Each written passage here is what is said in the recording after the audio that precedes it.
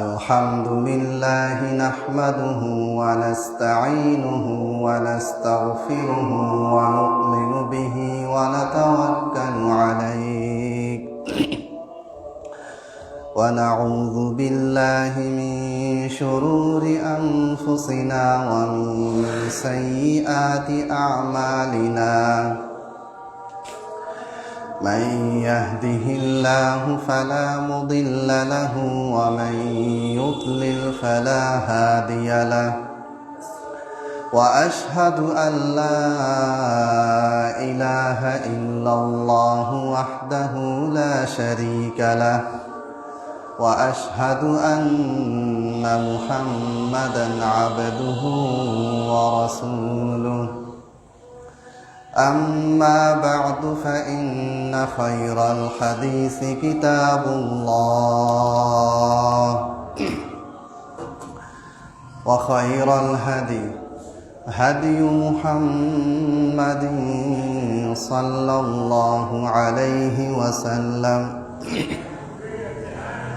وشر الأمور محدثاتها وكل محدثة بدعة وكل بدعة ضلالة وكل ضلالة في النار. أعوذ بالله من الشيطان الرجيم. بسم الله الرحمن الرحيم. يا أيها الذين آمنوا اتقوا الله حق تقاته ولا تموتن إلا وأنتم مسلمون. يا أيها الناس اتقوا ربكم الذي خلقكم من نفس واحدة وخلق منها زوجها وبث منهما رجالا كثيرا ونساء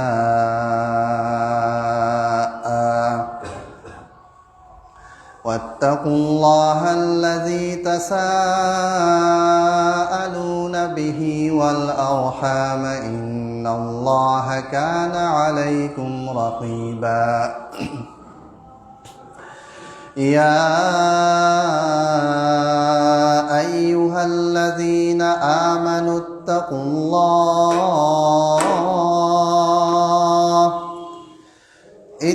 الله وقولوا قولا سديدا يصلح لكم أعمالكم ويغفر لكم ذنوبكم ومن يطع الله ورسوله فقد فاز فوزا عظيما. وقال الله تعالى في القرآن المجيد يريدون ليطفئوا نور الله بأفواههم والله متم نوره ولو كره الكافرون. هو الذي أرسل رسوله بالهدى ودين الحق ليظهره على الدين كله ولو كره الكافرون.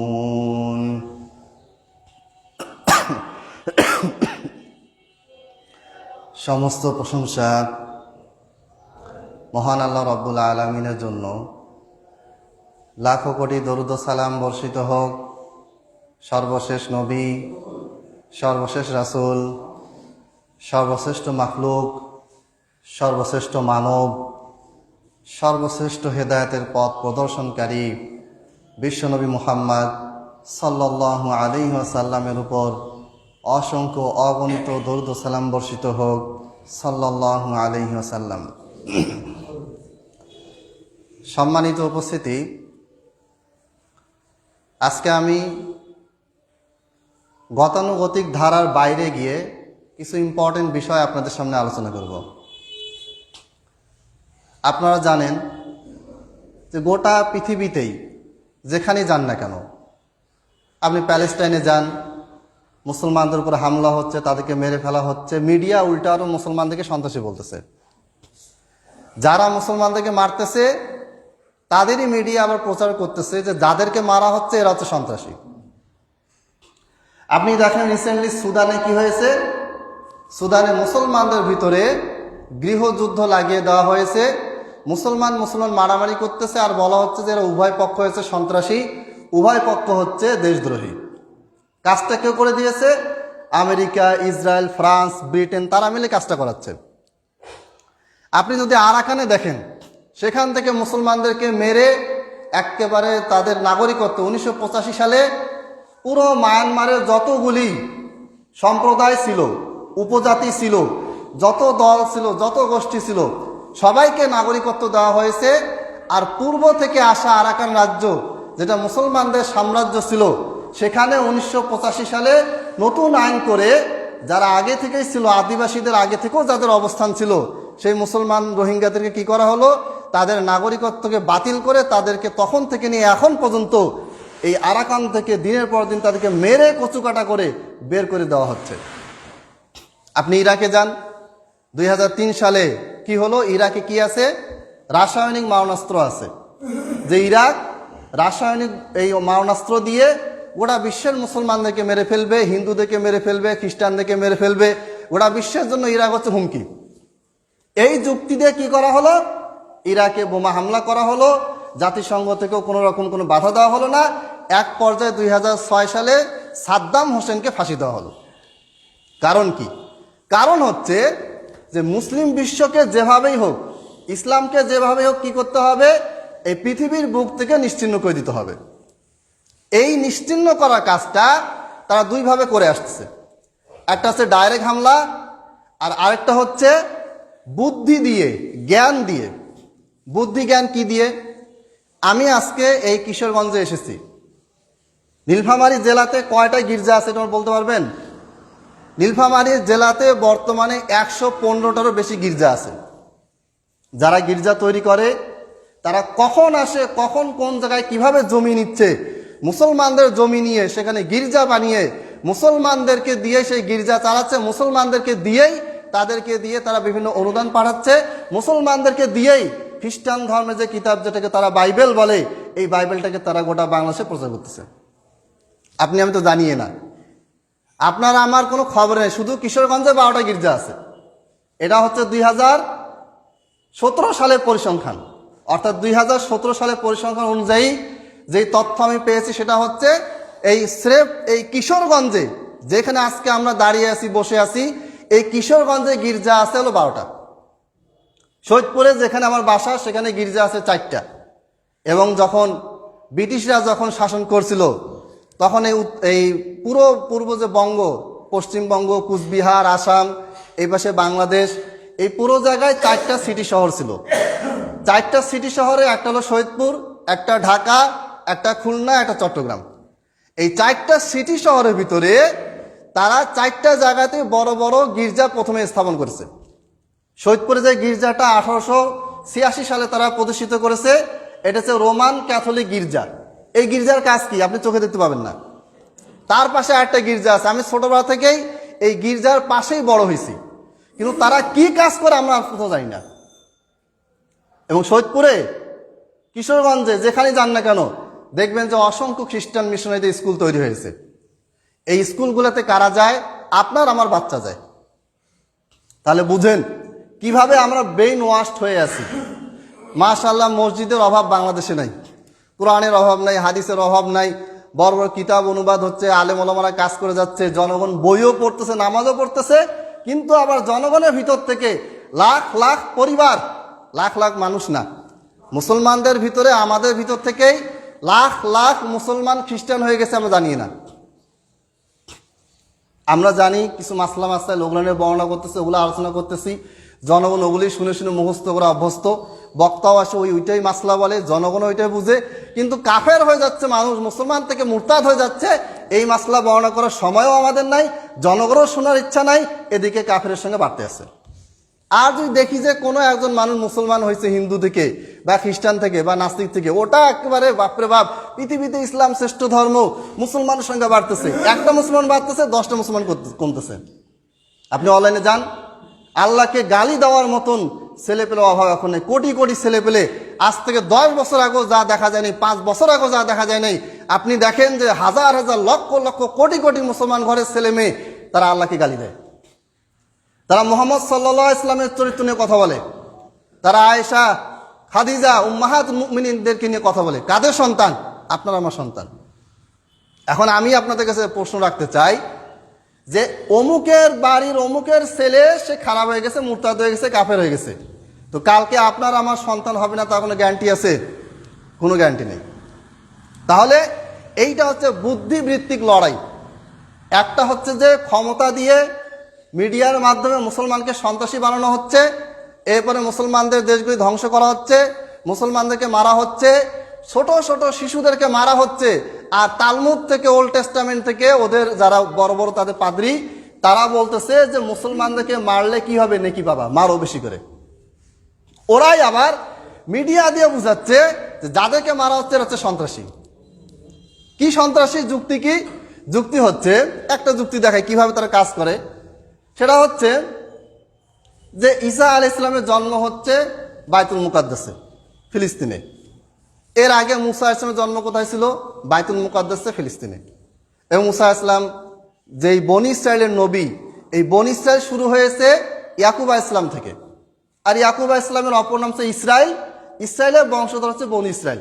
আপনারা খেয়াল করে দেখবেন যে যে ইসরায়েল 24 ঘন্টা মুসলমানদেরকে মারতেছে, তারা কিন্তু প্যালেস্টাইন দখল করে নাম দিয়েছে ইসরায়েল। কেন? এটা পিছনে যুক্তি আছে তাদের, যে এই মুসলমানরা আসছে, এদের নবী মুহাম্মদের জন্ম হয়েছে কোথায়? সৌদি আরবে, মক্কায়। প্যালেস্টাইনে এরা কেন আসবে? কারণ প্যালেস্টাইন ফিলিস্তিন তো আমাদের, খ্রিস্টানদের বক্তব্য ওটা, ইহুদিদের বক্তব্য ওটা। কিভাবে তাদের? কারণ মুসা আলাইহিস সালাম বনি ইসরায়েলের নবী, বনি ইসরায়েল আসছে কার থেকে? ইয়াকুব আলাইহিস সালাম থেকে আসছে। ইয়াকুব আলাইহিস সালামের জন্ম কোথায়? প্যালেস্টাইনে। তার মৃত্যু কোথায়? প্যালেস্টাইনে। ঈসা আলাইহিস সালাম সর্বশেষ বনি ইসরায়েলের নবী, তার জন্ম কোথায়? বাইতুল মুকাদ্দাসের পাশে বেথলেহেমে। তার মৃত্যু কোথায়? তো তিনি সেখানেই বড় হয়েছেন। ওরা মনে করে মৃত্যু হয়েছে যে ক্রুসিফিকশন, তাকে একটা কাঠের একটা ইয়ে করা হয়েছে, এভাবে করে ক্রুশ আর কি, ক্রুশের আকারে তাকে ধরা হয়েছে, এখানে মারা হয়েছে, এখানে আঙ্গুলে প্রেগ মারা হয়েছে, তাকে হত্যা করা হয়েছে। এটা তারা বলে আর কি, তাদের আকীদা বিশ্বাস। কিন্তু আমাদের আকীদা বিশ্বাস ঈসা আলাইহিস সালাম মারা যান নাই, তিনি জীবিত আছেন। তিনি সপ্তম আসমানে বা আসমানে তাকে উঠিয়ে নেওয়া হয়েছে, তিনি আবার আসবেন। আসার পরে তার হাতে গোটা বিশ্বের সমস্ত খ্রিস্টান যখন দেখবেন যে ঈসা আলাইহিস সালাম আবার এসেছেন, তখন তারা তার হাতে বায়াত করবে, মুসলমান হয়ে যাবে। বাকি তবে ইহুদিরা, তাদের সাথে মুসলমানদের লড়াই হবে এবং ইনশাআল্লাহ মুসলমান জিতবে। সেটা অনেক পরে কথা। কিন্তু আপনি যুক্তি এখানে দেখেন, যুক্তিটা কি? যে প্যালেস্টাইনে বনি ইসরায়েলের জায়গা হচ্ছে প্যালেস্টাইন, আর মুসলমানদের জায়গা কোথায়? মুসলমানদের জায়গা হচ্ছে মক্কা মদিনা। তাহলে মুসলমানরা আজকে আমাদের জায়গায়, আমাদের নবী, খ্রিস্টানদের বক্তব্য, ইহুদিদের বক্তব্য সেম, যে আমাদের নবী ঈসা ইসলামের জন্ম কোথায় হয়েছে? আমাদের গডের পুত্র বলে তারা। কোথায় জন্ম? প্যালেস্টাইনে। আবার মুসা ইসলামের জন্ম কোথায়? প্যালেস্টাইনে। মুসা ইসলামের পূর্বে যার মাধ্যমে বনি ইসরায়েল জাতিটা আসছে, যার নাম ইসরায়েল, সেই নবীকে, তিনি ইয়াকুব নবী।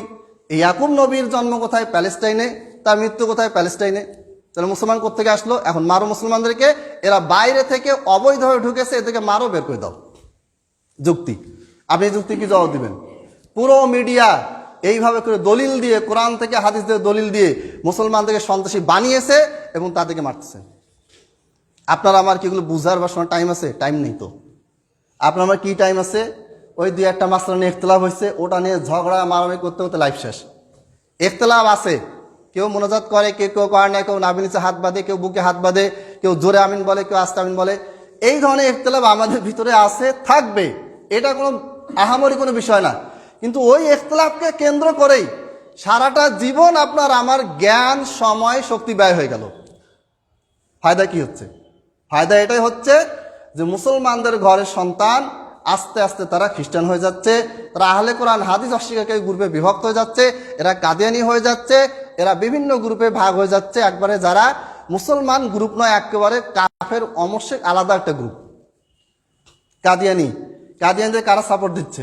আপনি দেখবেন কোনো খ্রিস্টান মিশনারি কাদিয়ানিদেরকে টার্গেট করে না, কাদিয়ানিরাও খ্রিস্টান মিশনারিদেরকে টার্গেট করে কাজ করে না। তাহলে কোথায় যাচ্ছি আমরা? আমাদের চিন্তা ভাবনা বিবেক জাগ্রত হবে কবে? আমি যে বক্তব্যটা শুরুতে যে আমি দিছি সেটা হচ্ছে যে ষড়যন্ত্রের কবলে মুসলিম উম্মাহ, এইভাবে ষড়যন্ত্র হচ্ছে। আমি একটা উদাহরণ দেই। গাজীপুরের কালীগঞ্জ, আমি এক জায়গায় প্রোগ্রাম করে আসতেছি, আসার সময় এই কালীগঞ্জ দিয়ে আসার সময় দেখি মানে ওই জায়গাতে ঢুকা পরে মনে হচ্ছে যে আমি আর বাংলাদেশে নেই। এমন একটা উন্নত এলাকা যেখানে ঢুকে মনে হচ্ছে যে আমি বিদেশের কোনো ফার্স্ট কান্ট্রি বা সেকেন্ড কান্ট্রিতে আমি ঢুকছি, থার্ড কান্ট্রি বাংলাদেশে আমি আর নাই। মানে সেখানে রাস্তাঘাটে একটা পাতাও পড়ে নাই, উন্নত ব্যবস্থা, রাস্তাও অত্যন্ত চমৎকার, দুই পাশে অনেক উন্নত মানে বিল্ডিং। পর আমি জিজ্ঞেস করলাম এটা কি? বলছে এটা হচ্ছে খ্রিস্টান পল্লী, কালীগঞ্জের নাম করা খ্রিস্টান পল্লী। কিছু দূর পার হওয়ার পরে বিশাল বিশাল বিল্ডিং, একটা বিল্ডিং দেখলাম পার হচ্ছে গাড়িতে করে, সেই প্রাইভেট কারে পার হচ্ছে, কিন্তু অনেক সময় লাগতেছে। পরে দেখলাম যে লেখা আছে 300 শয্যা হসপিটাল। আর আপনারা জানেন যে 50 শয্যা 100 শয্যা হসপিটালের পিছনে কত খরচ, প্রচুর খরচ, অনেক জায়গা লাগে। সেখানে 300 শয্যা বিশাল বড় হসপিটাল তৈরি হয়ে আছে। এটা শুধুমাত্র খ্রিস্টান পল্লী, খ্রিস্টান মানুষের সেবার জন্য। আপনি ওখানে ঢুকতে পারবেন না, রাস্তা দিয়ে যাইতে পারবেন কিন্তু আপনাকে ওখানে ঢুকতে দিবে না। এখন এই ঘটনাটা কোথায় ঘটছে? এটা বাংলাদেশে ঘটছে। বাংলাদেশের মানুষ তো জানেই না কি হচ্ছে। তাহলে এই যে আমাদেরকে, আপনার আমার ঘরের সন্তানদের কি বানানো হয়েছে? খ্রিস্টান বানানো হয়েছে। আপনার আমার ঘরের পাশে কি তৈরি হয়েছে? গির্জা তৈরি হয়েছে। আপনার আমার ঘরের পাশে কি হয়েছে? খ্রিস্টানদের স্কুল হয়েছে। আমি ছোটবেলা থেকে সৈয়দপুরে 2টা স্কুল দেখে আসতেছি, এখন আরো অনেক স্কুল হয়েছে, সেন্ট পলস, সেন্ট জেরোজা। একটা খ্রিস্টানের বাচ্চা ওখানে পড়ে না, সব মুসলমানের বাচ্চা পড়ে, মুসলমান ছেলে পড়ে, মুসলমান মেয়ে পড়ে, মুসলমান শিক্ষকগুলো সেখানে গিয়ে শিক্ষকতা করে। আর যারা সেখানে প্রবেশ করে তাদেরকে এরা ইসলামিক পরিবেশ দিয়েই নিয়ে যায়। আমি যে মাদ্রাসায় এখন আছি, আল কলম ইউনিভার্সাল মাদ্রাসা, চিরিবন্দরের ঘুগরাতলিতে, তো আমাদের একটা মেয়ে খুব ফার্স্ট 2022, 23, 24 3টা বছর পড়েছে। প্রত্যেকটা ক্লাসে সে ফার্স্ট হয় এবং সে খুব ভালো রেজাল্ট। এবং তার হাত মোজা পা মোজা কোনো দিন আমরা, তার চোখ ছাড়া কোনো কিছু আমরা দেখিনি। এই মেয়েটার পরিবারকে কারাবাকে কি বুঝাইছে আল্লাহ জানে, বলা হয়েছে যে এর চেয়ে ভালো মানে প্রতিষ্ঠান দিনাজপুরে আছে, সেখানে ভর্তি করাও। ওখানে নিয়ে গেছে, ভর্তি করাইছে। ভর্তি করার পরে তার বাবা আমার সাথে কথাবার্তা বললো যে এরকম মেয়েকে আরো ভালো জায়গায় ভর্তি করাইছি, দোয়া করেন। পরে বললেন যে কোথায় ভর্তি করাইছেন? পরে নাম বললো। নাম শোনার সাথে সাথে আমি চিনে ফেলে বললাম যে এটা হচ্ছে খ্রিস্টানদের স্কুল। বুঝছে না, এটা খ্রিস্টানদের স্কুল না, সেখানে তো সব দাড়িওয়ালা ভালো মানুষ দেখলাম। আবার ছেলে মেয়েদের ক্লাস আলাদা, মেয়েরা তাদের নামাজের আলাদা ব্যবস্থা আছে, এবং ছেলেদের বিল্ডিং আলাদা, মেয়েদের বিল্ডিং আলাদা। গেট দিয়ে ঢুকবে, ছেলেদের গেট আলাদা, মেয়েদের গেট আলাদা। তো সেখানে তো আপনাদের মাদ্রাসার চাইতে তো ভালো পরিবেশ দেখলাম, এটা আবার খ্রিস্টানদের স্কুল হয় কিভাবে? আমি বললাম যে এইটা হচ্ছে ব্রেন ওয়াশ। বাহ্যিকভাবে তারা দেখাবে একটা, ভিতরে তারা করাবে আরেকটা। এর 2 মাস পরে যেই মেয়ের কোনোদিন আমরা চোখ ছাড়া কোনো কিছু দেখি নাই, যেই মেয়ের হাত মোজা পা মোজা অল টাইম ছিল, বোরখা, এটা আমাদের মাদ্রাসায় বাধ্যতামূলক যে হাত মোজা ক্লাসে থাকতে হবে, গরম হোক শীত হোক, এটা ইসলামের বিধান। এই মেয়েটা তার 2 মাস পরে মুখ টুক খুলে খোলামেলা হয়ে ফেসবুকে ভিডিও ছাড়তেছে। এবার আপনি বলেন যে আপনার সন্তানকে কি বলে নিয়ে গেছে, যে আপনার সন্তানকে নিয়ে আসেন, এইখানে সুন্দর পরিবেশ আছে, এইখানে সালাতের পরিবেশ আছে, নামাজের পরিবেশ আছে, এইখানে আপনার মেয়ে বোরখা সহকারে একেবারে সেফটির সাথে সে নামাজ পড়বে, ছেলেদের বিল্ডিং আলাদা, মেয়েদের বিল্ডিং আলাদা, ঢুকার সময় গেট থেকে আলাদা হয়ে যাচ্ছে। আপনি কি মনে করবেন যে এখানে কোনো সমস্যা আছে? আপনি তো মনে করবেন যে না, ভালোই। আর প্রচুর পরিমাণে অনুদান দিবে। আপনার মেয়ে ফার্স্ট হয়েছে, আপনাকে বিশাল বড় গিফট দিয়ে যাবে। একেবারে প্রিন্সিপাল থেকে শুরু করে সবাই এসে আপনার বাসায় আসবে, আসে আপনাকে বলবে যে আপনার মেয়ে এত ভালো রেজাল্ট করছে, আপনার ছেলে এত ভালো রেজাল্ট করছে, এই যে আমাদের প্রতিষ্ঠানের পক্ষ থেকে গিফট দেওয়া হলো। আপনি তো ভাববেন যে আমার মেয়েটা মাদ্রাসায় 20 বছর পড়লো, 15 বছর পড়লো, 10 বছর পড়লো, কই কোনোদিন তো একটা গিফট দেয় নাই, ওই থালা বাসন আর ওই যে কি কি মক টক দেয়, এগুলোই। তো তা মানে কি? যে আপনি আমি মুসলমান এতই গাধার গাধা, মুসলমান জাতি এতটা আহাম্মক যে এরা অল্প কিছুর বিনিময়ে নিজের ইমানকে বিক্রি করে দেয়। তার ইমান যে বিক্রি হয়ে গেছে সেই হুঁশটাও তার নাই। আমি এগুলো কথা কি বলবো, উদাহরণ দিলে অনেক দেওয়া যায়। খালি আমি এইটুকুই বলতে চাচ্ছি যে আপনার আমার চারপাশে কি পরিমাণ ভয়ঙ্কর ষড়যন্ত্র চলতেছে, এটা আপনি আমি মুসলমানরা যদি চোখ কান খোলা রেখে সজাগ না হয় তাহলে এটা ঠেকানো যাবে না। আর একটা ঘটনা বলি, মুসলমান মেয়ে মাদ্রাসায় পড়ে, সে যাচ্ছে, এটা 4-5 বছর আগের ঘটনা, তবে রিসেন্টলি 23 বা 24 সালে এটা নিয়ে খুব তোলপাড় হয়েছে। তো যেই এলাকায় ঘটনাটা ঘটছে ওই এলাকায় খোঁজ নিচ্ছি, কথাবার্তা বলছি। মিডিয়া এগুলো প্রকাশ করবে না, মিডিয়াগুলো প্রকাশ করে না, কারণ মিডিয়া সব ওদের হাত দিয়েই চলে, ওদের টাকা পয়সা দিয়েই চলে। মুসলমান ঘরের সন্তান, সে মিডিয়া চালাবে ওদের কথা মতো। এরপরে এই মেয়েটাকে টার্গেট করা হয়েছে 6 বা 7-এ পড়ে। প্রত্যেকদিন সে মাদ্রাসায় যাওয়া আসা করে, কোনো ছেলের সাথে কথা বলে না, কোনো কারোর সাথে সে কথাবার্তা বলে না, মাথা নিচু করে যায়, মাথা নিচু করে আসে, হাত মোজা পা মোজা একেবারে সলিড 100% যতটুকু সম্ভব খাস পর্দা সে করে চলে। প্রতিষ্ঠানটাও মহিলা মাদ্রাসা। এক কথায় মেয়ের জন্ম থেকে নিয়ে এখন পর্যন্ত তার ভিতর পরিপূর্ণ ইসলামিক জীবন ব্যবস্থা সে এটা কি রেখেছে, বহাল রেখেছে। এই মেয়েটা হঠাৎ করে জানা নাই বলা নাই, হঠাৎ করে একটা হিন্দু ছেলে হাত ধরে পালিয়ে গেল। কিভাবে পালালো এটা নিয়ে অনেক কথাবার্তা, ওই সময় কথাবার্তা হয়েছে। অনেকে বলছে হ্যাঁ বোরখার তলে শয়তান, কত বড় বদমাইশ, ঠিকই বোরকায় ঘুরে বেড়ায়, আর এদের ভিতরে ভিতরে তলে তলে শয়তান গ্যাস করতেছে। প্রায় 6 মাস বা 7 মাস পরে জানা গেল যে মেয়েটা, পরবর্তীতে এটা নিয়ে অনেক কথাবার্তা হয়েছে, থানায় মামলা হয়েছে, মেয়েটাকে বর্ডার থেকে ভারতে পাচার করার সময় তার আগেই ধরে ফেলছে। ধরার পরে মেয়েটাকে উদ্ধার করা হয়েছে। হওয়ার পরে বাংলাদেশে কিছু মুসলমান ভাই আছে, এদের টিম আছে, এরা কিন্তু বিভিন্ন মিশনারি, খ্রিস্টান মিশনে কাজ করে, তারপরে আপনার যে হিন্দুদের ইস্কনদের বিভিন্ন কর্মকাণ্ড সেগুলো নিয়ে এরা কাজ করে। এই মেয়েটাকে বলা হয়েছে যে তুমি জীবনে কোনো ছেলের সাথে কথা বলো না, সেই তুমি কিভাবে একটা কাফের হাত ধরে কিভাবে তুমি চলে গেলা। এর বাবাও কিছু জানে না, মাও কিছু জানে না। মেয়েটা বলতেছে আমি কিভাবে কার সাথে কোথায় গেছি আমি এখন পর্যন্ত কিছু জানি না। মানে কি? মানে হচ্ছে ওই মেয়েটাকে টার্গেট করে তাকে ব্ল্যাক ম্যাজিক করা হয়েছে। আর ব্ল্যাক ম্যাজিক এটা সত্য, আপনাকে ব্ল্যাক ম্যাজিক করে আমি বসে নিয়ে আসবো, আপনি কিছু টের পাবেন না। সৌদি আরবে একজন ব্ল্যাক ম্যাজিক করে একজন মহিলাকে ধরা হলো। এই মহিলাটাকে জিজ্ঞেস করা হলো যে আপনি কতদিন ধরে এই ব্ল্যাক ম্যাজিকের কাজ করতেছেন। সে বললো যে আমি 15-20 বছর ধরে এই কাজ করতেছি। কেন করতেছেন? তো ওরা বললো, মহিলাটা বললো যে আমি টাকার জন্য করি। মানুষ আমাকে টাকা দেয়, বলে যে অমুক আমার শত্রু, অমুককে আমি দেখতে পাই না, অমুকের সাথে আমার দুশ্মনী আছে, অমুককে ধরতে হবে, অমুকের ব্রেন নষ্ট করে দিতে হবে, অমুককে পঙ্গু করে দিতে হবে, বিছানায় শোয়াই দিতে হবে, তার জীবন ধ্বংস করে দিতে হবে। সে আমাকে টাকা দেয়, আমি করে দিই। তখন এই মহিলাটাকে পুলিশ জিজ্ঞাসা করলো যে আপনি সারা জীবনে যতগুলো জায়গায় যতগুলি মানুষকে অ্যাটাক করে ব্ল্যাক ম্যাজিক করেছেন, সবাই কি আক্রান্ত হয়েছে? বলছে হ্যাঁ মোটামুটি সবাই আক্রান্ত হয়েছে। কেউ স্থায়ীভাবে আক্রান্ত হয়েছে, কেউ অস্থায়ীভাবে আক্রান্ত হয়েছে, কারো 3 মাস পরে কেউ রুকিয়া বিভিন্ন দোয়া দোদের মাধ্যমে সুস্থ হয়েছে, কেউ হয় নাই। বলতে বলতে সে একটা মেয়ের কথা বললো যে একটা মেয়ে আছে যে মেয়েটাকে আমি কখনোই অ্যাটাক করতে পারিনি, তাকে আমি একাধিক সময় একাধিক জিন দিয়ে আক্রমণ করেছি, কিন্তু সে কখনো কি হয় নাই, তার ভিতরে যে জিনের প্রভাবটা সেটা পড়ে নাই। এরপরে ওই মহিলার কাছ থেকে যাবতীয় ঠিকানা নিয়ে এই পুলিশের যে টিম, বিশেষ টিম, এই টিম বাংলাদেশে নাই, মানে পুলিশদের ভিতরে একটা বিশেষ টিম থাকে যারা জাদুকর, যারা এই কাজগুলি করে তাদেরকে ধরে। আর বাংলাদেশের পুলিশকে ওসি কিছু ফোন দেন, আর জাদুকর সে যে জাদু করে বসে থাকে, জিন যদি থাকে তো ওসি কিছু করতে পারবে না, ওসিকে জিন দিয়ে আক্রমণ করবে।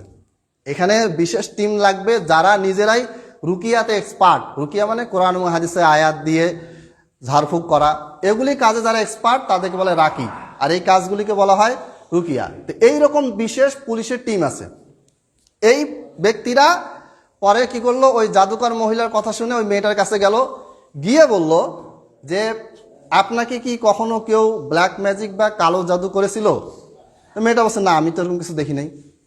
তখন মেয়েটাকে বলল যে আপনি কিছু আলামত বোঝার চেষ্টা করেন তো, আপনার ঘরে কখনো অস্বাভাবিক কোনো কিছু দেখেছেন কিনা?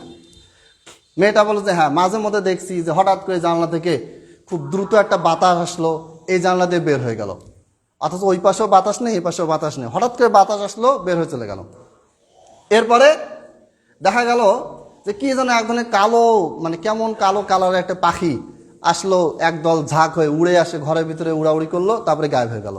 কোত্থেকে আসলো, কিভাবে এরা ঢুকলো, কিভাবে বের হলো, কিছুই বুঝলাম না। এইরকম কিছু কিছু আলামত আমি দেখতে পেয়েছি। হঠাৎ করে একদল কালো বিড়াল আসলো, 2-3টা কালো বিড়াল আসলো, ভয় দৌড়ি করলো, চলে গেল। কোত্থেকে আসলো, কিভাবে ভ্যানিশ হলো, কিছু বুঝতে পারলাম না। খালি বুঝতে পারলাম যে কয়েকটা কালো বিড়াল আসছে, দৌড়ি করছে। তখন বলল পুলিশেরা যে আপনাকে যে ব্ল্যাক ম্যাজিক করা হয়েছে এইটা হচ্ছে তার প্রমাণ, কিন্তু আপনার ইমান আমল, আপনার যে দোয়া দরুদ জিকির আজকার সালাত নামাজ সিয়াম সব কিছু, এই সব কিছু ঠিক মতো হওয়ার কারণে আপনার কাছে জিন ঘেঁষতে পারে নাই। তাহলে আমি এখান থেকে যেটা বোঝাতে চাচ্ছি যে এখন যদি আপনাকে যদি কেউ টার্গেট করে, যদি আপনাকে টার্গেট করে আপনাকে দিয়ে যদি তাদের মনের ইচ্ছা পূরণ না হয়, তখন সে ব্ল্যাক ম্যাজিক করে আপনাকে বশে হলে কাজটা করবে, এবং সেটাই হয়েছে। পরে যা ওই মেয়েটার করা হলো, তাকে ধরা হলো, তার কাছে জবানবন্দি নেওয়া হলো। হওয়ার পরে যারা ছিল এই কাজগুলি করেছিল তাদের কয়েকজনকে গ্রেপ্তারও করা হয়েছে। কিন্তু মূল পয়েন্ট কোনটা? মূল পয়েন্ট হচ্ছে যে পুরো ভারতবর্ষ মুসলমানরা এসছে কোত্থেকে? মুসলমানরা আসছে আরব দেশ থেকে।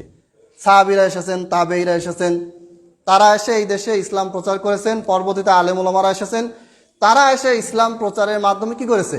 মুসলমানদেরকে, হিন্দুদেরকে, বৌদ্ধ যারা ছিল তাদেরকে মুসলমান বানিয়েছেন। এখন তাদের বক্তব্য, পুরো ভারতবর্ষ, অখণ্ড ভারতবর্ষের জন্য যারা আন্দোলন করে যাচ্ছে, এদের বক্তব্য হচ্ছে যে এরা বাইরে থেকে এসেছে। মুঘল সাম্রাজ্য, পাঠান সাম্রাজ্য, আফগান সাম্রাজ্য, এরা সব সন্ত্রাসী ছিল। এরা বাইরে থেকে এসেছে, এসে আমাদের সাধারণ মানুষদেরকে তারা অত্যাচার করেছে, করে তাদেরকে জোর করে মুসলমান বানাইছে। এখন আবার কি করতে হবে? আবার এদেরকে মুসলমান থেকে আবার আমাদের হিন্দু ধর্মে নিয়ে যেতে হবে, আবার আমাদের বৌদ্ধ ধর্মে নিয়ে যেতে হবে, আবার পুরো অখণ্ড ভারতবর্ষ আমাদেরকে তৈরি করতে হবে। বাংলাদেশ, পাকিস্তান, ইন্দোনেশিয়া, দক্ষিণ এশিয়া যে কটা দেশ আছে সবগুলিকে আবার এক সনাতনী ধর্মে নিয়ে আসতে হবে। আসার পরে কি করতে হবে? এইটাকে একটা অখণ্ড ভারতবর্ষ, আগে যেরকম ছিল 2005 বছর আগে, 2000 বছর আগে, 5000 বছর আগে যেরকম ছিল, ওই রকম আবার কি করতে হবে? এটাকে আবার নিয়ে আসতে হবে। আর এটারই একটা পরিকল্পনা হিসেবে কি করা হচ্ছে? মুসলমান মেয়েদেরকে টার্গেট করা হচ্ছে। তারা এটা বলেও দিয়েছে যে মুসলমানদের ধ্বংস করতে হলে কি করতে হবে? তাদের মেয়েদেরকে ঘর থেকে বের করো, তাদের মেয়েদেরকে কি করতে হবে? হিন্দু ছেলেদের সাথে, ইসকন সদস্যের ছেলেদের সাথে কি করতে হবে? সুসম্পর্ক তৈরি করাও। আস্তে আস্তে তাদের কি করো? তাদের ভিডিও নাও, ছবি নাও, ব্ল্যাকমেল করো, প্রয়োজনে তাদেরকে হিন্দু বানাও। তারা যদি হিন্দু হতে না চায় তাদেরকে পাচার করে ভারতে। এদেরকে তারা নাম দিয়েছে ভাগোয়া, লাভ ট্র্যাপ, ঘর ওয়াপাসি, মানে ঘরে আবার ফিরে নিয়ে আসো। এই যে আমরা মুসলমানরা আছি, আমরা ঘর থেকে, সনাতনী ধর্ম থেকে বের হয়ে চলে গেছি হলো ইসলাম ধর্মে, আবার আমাদেরকে কি করতে হবে? ইসলাম ধর্ম থেকে বের করে নিয়ে সনাতনী ধর্মে নিয়ে যেতে হবে। এটা কি মনে করছেন যে 2-1টা ঘটনা? এটা 2-4টা ঘটনা না তো, লাখ লাখ কোটি কোটি ঘটনা ঘটতেছে। কিন্তু আপনার আমার চিন্তা ভাবনা কোথায়? আপনার আমার তো নামাজ পড়ার টাইম নেই।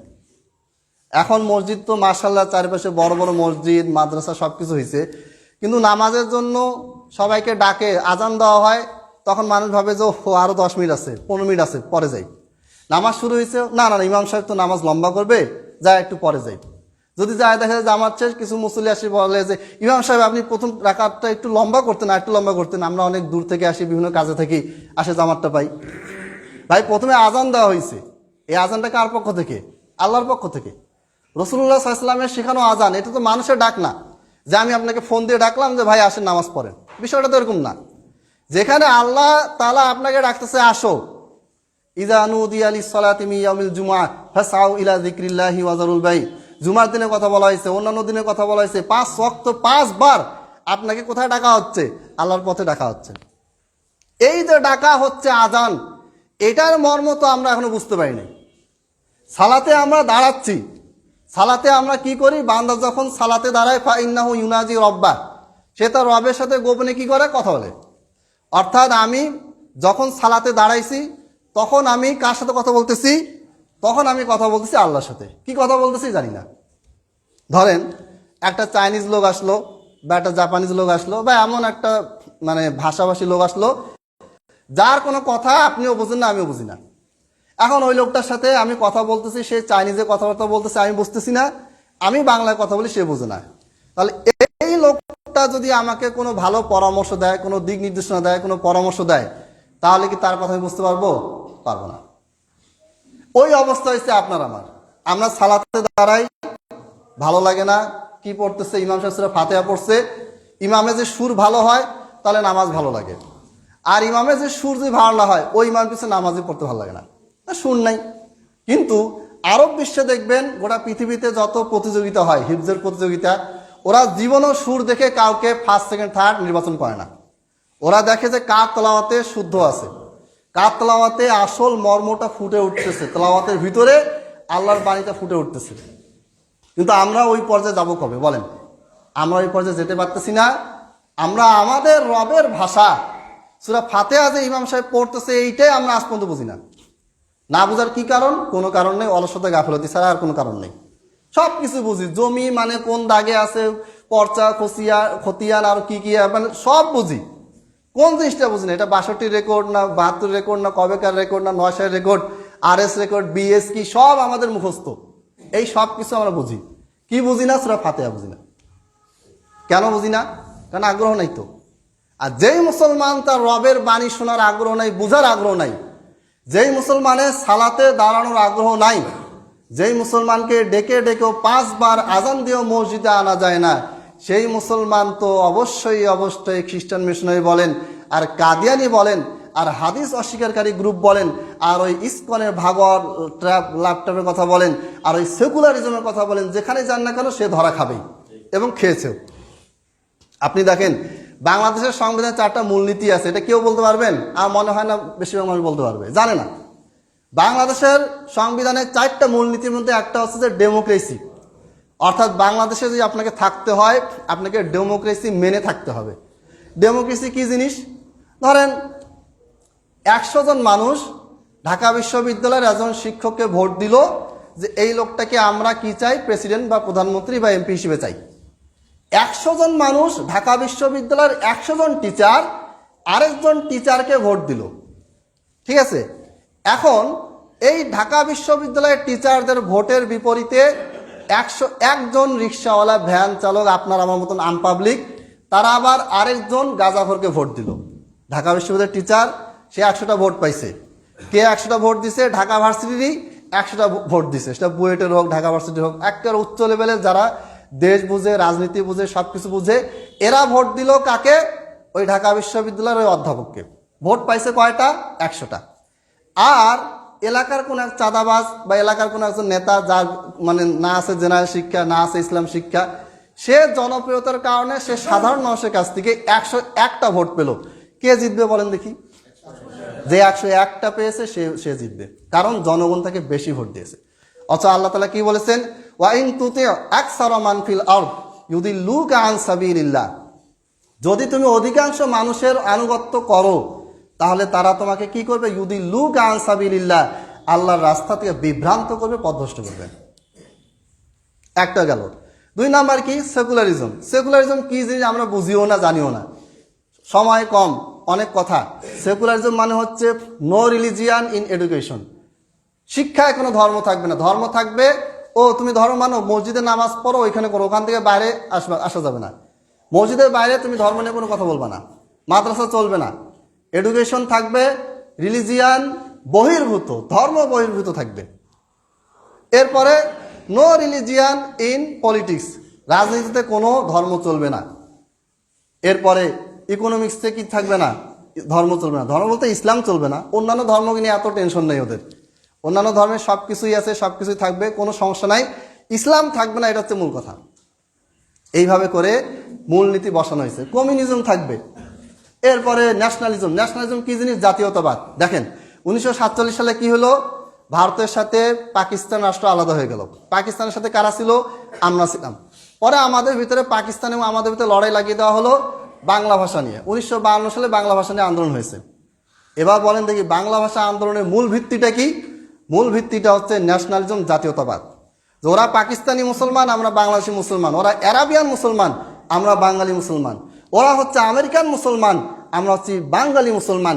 এই যে ন্যাশনালিজম, কমিউনিজমের পাশাপাশি ন্যাশনালিজম, জাতীয়তাবাদ যে ঢুকে দেওয়া হয়েছে, এইখান থেকে বিশ্বের প্রত্যেকটা মুসলিম রাষ্ট্র, প্রত্যেকটা মুসলিম জাতি আলাদা আলাদা হয়ে গেছে। যেই মধ্যপ্রাচ্য সব মিলে একটা হওয়ার কথা, সেখানে কাতার হয়ে গেছে একটা দেশ, কুয়েত হয়েছে একটা দেশ, সৌদি আরব একটা দেশ, এরপরে আরো আমিরা একটা দেশ, এক দেশের বিরুদ্ধে ইসরায়েলকে সাহায্য করতেছে, আমেরিকা সাহায্য করতেছে, ফ্রান্সকে সাহায্য করতেছে। কোত্থেকে এটা আসছে? এই ন্যাশনালিজম, জাতীয়তাবাদ দিয়ে। অথচ আল্লাহ নবী সাল্লাল্লাহু আলাইহি সাল্লাম এই বিদায় হজে স্পষ্টভাবে বলেছেন যে আরব অনারব বলে কোনো কিছু নাই। আরবদের শ্রেষ্ঠত্ব অনারবদের উপরে নেই, অনারবদের শ্রেষ্ঠত্ব আরবদের উপরে নেই। শুধুমাত্র একটা ভিত্তিতে মুসলমানেরা কি হবে, তারা সম্মানিত হবে, অন্যের চেয়ে বেশি মর্যাদাবান হবে, সেটা হচ্ছে তাকওয়া। আর আমাদের আমি বাঙালি মুসলমান, বাংলাদেশি, এই করছি সেই করছি, এটা ইসলামে হারাম, নিষিদ্ধ। এই জিনিসগুলি আমাদের সংবিধানে মূলনীতিতে আছে। আর এখন যদি কোনো দল, ইসলামিক দল, যে কোনো দল, কোনো ইসলামিক দল যদি বাংলাদেশে ভোটে গিয়ে সংবিধানে দাঁড়াতে চায়, তাহলে তাকে নিবন্ধন নিতে হবে দলের জন্য। আর যখনই নিবন্ধন দিবে তখনই তাকে এটা স্বীকৃতি দিতে হবে যে ডেমোক্রেসি, সেকুলারিজম, ন্যাশনালিজম, কমিউনিজম সব কিছু ঠিক আছে, এইটা মেনে আমি এখন কি করব, আমার দলকে নিবন্ধন করব। এরপরে নিবন্ধন পাওয়ার পরে আমি কোথায় যাব? সংসদে যাব, গিয়ে আমি ইসলাম প্রতিষ্ঠা করব। এটা জীবনে সম্ভব। আমি 4টা মূলনীতি মানলাম, যেই 4টা মূলনীতি 100% ইসলাম বিরোধী। এই 4টা মূলনীতি যেটা ইসলামের সম্পূর্ণ বিরুদ্ধে, এই 4টা মূলনীতিকে আমি কি করলাম? গ্রহণ করলাম। এরপরে আমি আমার দলে নিবন্ধন করলাম, করার পরে এখন আমি ওই 4টা মূলনীতিতে যেই সংসদ পরিচালিত হয়, ওই সংসদে গিয়ে আমি বলতেছি ইসলাম প্রতিষ্ঠা করব। জীবনেও সম্ভব হয়নি, হচ্ছে না, হবেও না। হয়তো জনগণকে বুঝ দেওয়া যাবে যে আমরা ইসলাম প্রতিষ্ঠা করবো, এটা ওটা, কিন্তু ফাইনালি রেজাল্ট 0-0। সম্মানিত উপস্থিতি, অনেকগুলা বিষয়ে কথা বললাম, আসলে সবগুলা বিষয়ের সারমর্ম এটাই যে আপনার আমার যে আজকের এই দুরবস্থা, আপনি হয়তো ভাবছেন যে আমি ভালো আছি, পাশের বাড়ির মানুষ সে বিবর্ধ করতেছে, কোন সমস্যা কি, আমার কি, ওই মেয়েটা পালাই গেছে অমুকের হাত ধরে, পালাক, সমস্যা কি, আমার মেয়ে তো ভালো আছে। না, আল্লাহ তাআলা কোরআনে বলেছেন তা'মুরুনা বিল মা'রুফ ওয়া তানহাউনা আনিল মুনকার ওয়া তু'মিনুনা বিল্লাহ ওয়ালাউ আমানা আহলুল কিতাবি লাকানা খায়রাল লাহুম। আল্লাহ তাআলা কোরআনে অনেক জায়গায় বলেছেন, হাদিসেও বলা আছে যে কোথাও কোনো অন্যায় দেখতে পেলে সেটাকে কি করতে হবে? বাধা দিতে হবে।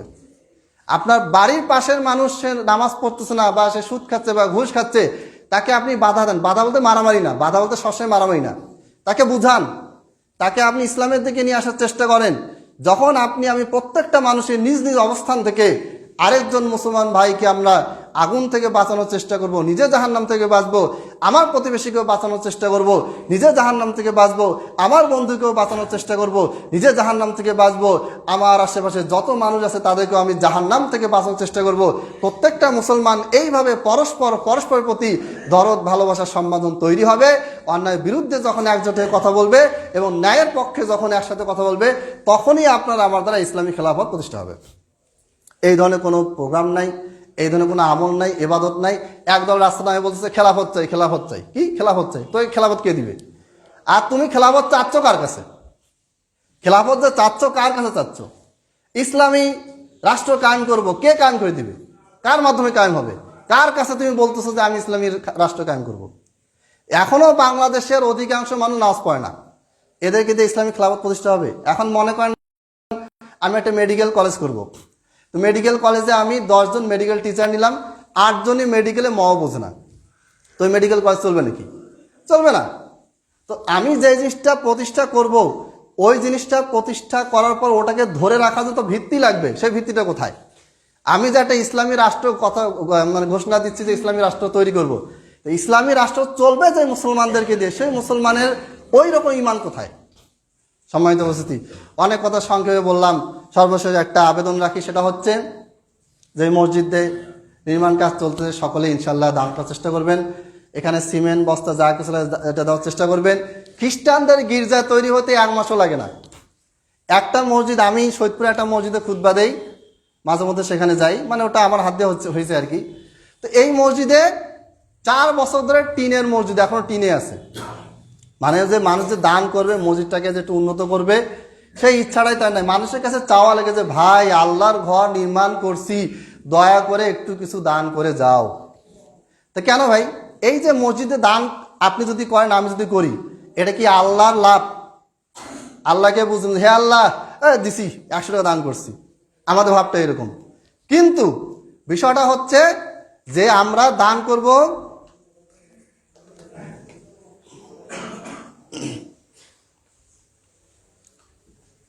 আচ্ছা তো এই দানের ক্ষেত্রে আল্লাহ তাআলা তো হাদিস বলেছেন, মান বানা লিল্লাহি মাসজিদান বানাল্লাহু লাহু বাইতান ফিল জান্নাহ। কেউ যদি কোনো আল্লাহর ঘর নির্মাণ করে তাহলে তার জন্য জান্নাতে আল্লাহ ঘর নির্মাণ করবে। আমাদের কি করতে হয়? বক্তা এনে মানুষকে বলে বলে বুঝায় বুঝায়, যেই বক্তা বেশি কালেকশন করতে পারে ওই বক্তায় খুঁজে আনা হয়। এটা কিন্তু হওয়া উচিত ছিল না। গোটা পৃথিবীতে শান শওকত ইসলাম সবচেয়ে উপরে থাকবে। পাশের গির্জা দেখে মানুষ বলবে যে এত বড় বিশাল বড় গির্জা, এখানে কত কিছু হয়, আর মসজিদ দেখে এমন অবস্থাতে তাকাইতে ইচ্ছা করে না। এটা যেন আপনার আমাদের ভিতরে না হয়। যদি হয় তাহলে এই যে অধপতন শুরু হয়েছে, অধপতন চলতে থাকবে, এটা আর কখনো শেষ হবে না। এই নাম উল্লেখ করে বলতে বলছি। আচ্ছা, রিজু ভাইয়ের বন্ধু ফ্রান্স প্রবাসী মোহাম্মদ সোহাগ ভাই 10,000 টাকা দান করেছেন। তিনি দোয়া প্রার্থী, দোয়া চেয়েছেন। প্রথম কথা হচ্ছে দান করে নাম উল্লেখ না করাই ভালো। তবে উল্লেখ করলে আবার একটা সুবিধা আছে, সেটা হচ্ছে যে তাকে দেখে আরো 10 জন কি হবে, অনুপ্রাণিত হবে। নাম গোপন রাখাটা ভালো, এটা বেশি ভালো। হাদিসে থেকে বলা হয়েছে যে ডান হাত দান করে বাম হাত টের পায় না, মানে গোপন রাখা ভালো। তবে যদি আপনার নিয়াত থেকে এরকম যে আমাকে দেখুক, দেখা করার 10 জন কি হোক, উৎসাহিত হোক, তাহলে সেটাও কোনো সমস্যা নেই। এরপরে আব্দুল হাফিজ রংপুর 3,000 টাকা দান করেছেন। আল্লাহ তাআলা তাদের দানকে কবুল করুন, আমিন। এবং তাদেরকে দেখে আরো 100 জনের ভিতরে যেন মসজিদ মাদ্রাসার প্রতি দান করা, মসজিদ মাদ্রাসাকে টিকিয়ে রাখার জন্য তাদের অন্তরে কি তৈরি হয়, ভালোবাসা যেন তৈরি হয়, সেটা আল্লাহ তাআলা কবুল করুন, আমিন। এই মুসা নিবাসী ঢাকা মরহুম আলহাজ শহীদ ইসলাম ঠিকাদার, ওনার ছেলে রয়েছেন। আমরা তাদের সবার জন্য দোয়া করি। যারা নিয়াত করেছেন তাদের জন্য দোয়া করি। যারা অতীতে দিয়েছেন, আল্লাহ তাআলার কাছে পার্সেন্টেজ, আপনি 1 কোটি টাকার মালিক, 1 কোটি টাকা থেকে আপনার পার্সেন্টেজ অনুযায়ী যা দিবেন, আর আপনি আরেকজন 100 টাকার মালিক, সে যদি তার 100 টাকা থেকে যে বেশি দান করে তাহলে সে বেশি পার্সেন্টেজ দান করলো। অর্থাৎ আপনার কাছে 10,000 টাকা আছে, 10,000 থেকে আপনি দান করলেন হলো 100 টাকা। আরেকজনের কাছে আছে 8,000 টাকা, সে 8,000 থেকে দান করলে 100 টাকা। পার্সেন্টেজ কার বেশি? যার 8,000 আছে। আল্লাহ তাআলা পার্সেন্টেজ দেখবে। এই জন্য সংখ্যা কোনো বিষয় না, আপনি যতটুকু পারতেছেন ততটুকু দিবেন। ওমর রাদিয়াল্লাহু তাআলা আনহু, ওসমান রাদিয়াল্লাহু তাআলা আনহু বিশাল সম্পত্তির অধিকারী, তারা দান করলেন যুদ্ধের জন্য। আর আবু বকর রাদিয়াল্লাহু তাআলা আনহু সামান্য একটু দান করলেন। করার পরে রাসূল সাল্লাল্লাহু বললেন যে কি ব্যাপার, তোমরা এইটুকু আর কি আছে? ওই যে বাসা আল্লাহ মতো রাসূল আছেন, মানে আল্লাহ মতো রাসূল থাকা বলতে সেখানে তার বরকত আছে, রহমত আছে, আমার আর কোনো টাকা পয়সা অর্থ কিচ্ছু নাই। তার যা ছিল সব দিয়ে দিয়েছেন। অন্যান্য সাহাবীরা দান করেছেন, কিছু রেখেছেন, কিছু দিয়েছেন। তখন আল্লাহ নবী সাল্লাল্লাহু আলাইহি ওয়াসাল্লাম কি করলেন? আবু বকর ঈমান যে সবচেয়ে বেশি, এটাকে আল্লাহ নবী সাল্লাল্লাহু আলাইহি ওয়াসাল্লাম স্বীকৃতি দিলেন। মানে আপনি দান করতেছেন, আপনার নিয়াত, আপনার চিন্তা ভাবনাটা কি, এটাই আল্লাহ তাআলা আগে দেখবেন। যদি আপনার নিয়াত চিন্তা ভাবনা স্বচ্ছ থেকে, আপনার দানকে আল্লাহ কবুল করবেন। আপনাকে দিয়ে এমন কিছু হবে ইসলামের খেদমত, যেটা আপনি মৃত্যুর পরে সদাকায়ে জারিয়া হিসেবে সারা জীবন পেতে থাকবেন। আল্লাহ তাআলা আমাদেরকে দ্বীনের পথে অটল থাকার তৌফিক দান করেন, আমিন। এবং চারপাশে এত ফিতনা, আপনি কয়টা ফিতনা নিয়ে কথা বলবেন? এখন হাদিস অস্বীকার ফিতনা শুরু হয়েছে। আপনি হাদিস মানবেন, ডাইরেক্ট আপনাকে বলবে যে হাদিস কে নাজিল করেছে। কাদিয়ানীরা আপনাকে বিভিন্নভাবে বলবে, বিভিন্ন হাদিস দেখাবে, কোরআনে আয়াত দেখা আপনাকে বলবে যে মুহাম্মদ সাল্লাল্লাহু আলাইহি ওয়াসাল্লামের পরও নবী আসতে পারে, নাউজুবিল্লাহ। কোরআন এবং হাদিসের দলিল দিচ্ছে এবং মানুষকে খ্রিস্টান বানাচ্ছে, কাদিয়ানী বানাচ্ছে। আল্লাহ তাআলা এই সমস্ত যাবতীয় ফিতনা থেকে আমাদেরকে বেঁচে থাকার তৌফিক দান করুন, আমিন। ওয়া আখিরু দাওয়ানা আনিল হামদুলিল্লাহি রাব্বিল আলামিন।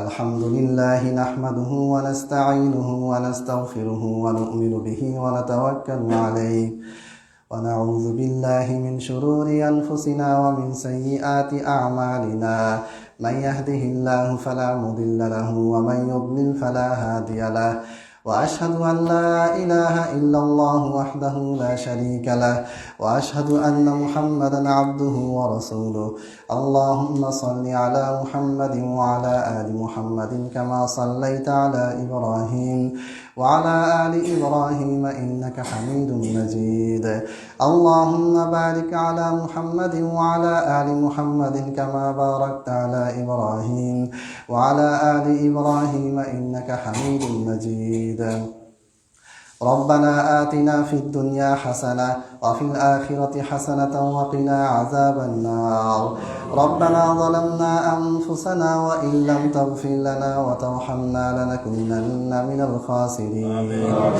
ربنا لا تزغ قلوبنا بعد إذ هديتنا وهب لنا من لدنك رحمة إنك أنت الوهاب ربنا لا تؤاخذنا إن نسينا أو أخطأنا ربنا ولا تحمل علينا إصرا كما حملته على الذين من قبلنا ربنا ولا تحملنا ما لا طاقة لنا به واعف عنا واغفر لنا وارحمنا أنت مولانا فانصرنا على القوم الكافرين عباد الله رحمكم الله إن الله يأمر بالعدل والإحسان وإيتاء ذي القربى وينهى عن الفحشاء والمنكر والبغي يعظكم لعلكم تذكرون فاذكروني أذكركم واشكروا لي ولا تكفرون